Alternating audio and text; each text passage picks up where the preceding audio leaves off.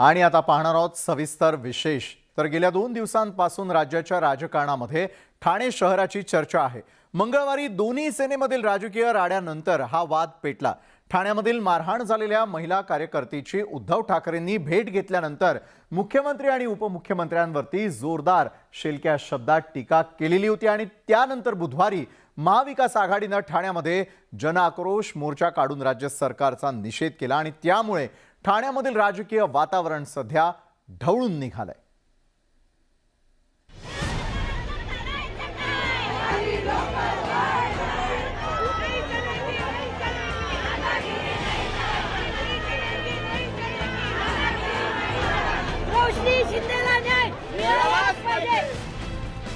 बुधवारी ठाण्यात महाविकास आघाडीने जोरदार राजकीय शक्ती प्रदर्शन केलं।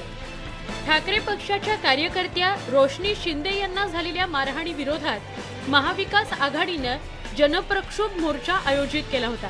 ठाकरे पक्षाने मुख्यमंत्री शिंदेंविरोधात आक्रमक भूमिका घेतली आहे। विशेष म्हणजे महाविकास आघाडीतील दोन्ही काँग्रेसची त्यांना साथ मिळाली। जनप्रक्षोभ मोर्चाच्या माध्यमातून ठाणे शहरात पुन्हा एकदा महाविकास आघाडीची एकजूट बघायला मिळाली। घटनाबाह्य मुख्यमंत्र्यांचं अभिनंदन करायला आलं, त्यांचं कौतुक करायला आलं।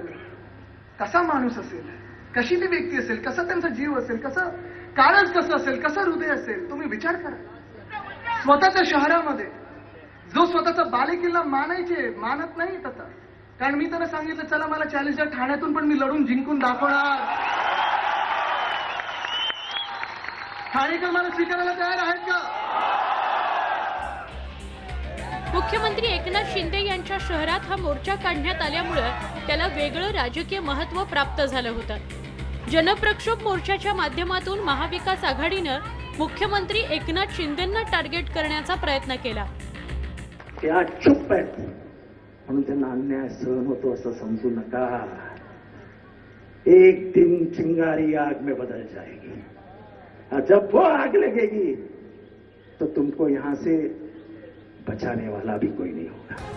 मोर्चा दरम्यान झालेल्या सभेत महाविकास आघाडीच्या नेत्यांनी मुख्यमंत्री एकनाथ शिंदे आणि उपमुख्यमंत्री देवेंद्र फडणवीसांवर जोरदार टीका केली।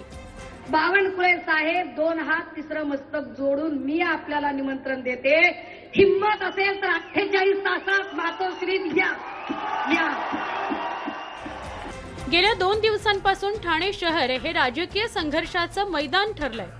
मंगळवारी उद्धव ठाकरेंनी ठाण्यात येऊन रोशनी शिंदे यांची भेट घेतल्यावर राजकारण तापलं। ठाकरे यांच्या भेटीनंतर शिवसेनेच्या कार्यकर्त्यांनी मोर्चा काढला। त्यानंतर महाविकास आघाडीने जनप्रक्षोभ मोर्चाच्या माध्यमातून जोरदार प्रत्युत्तर दिलं। त्यामुळे ठाणे शहरातील राजकीय वातावरण ढवळून निघालंय। Bureau report, news 18 Lokmat.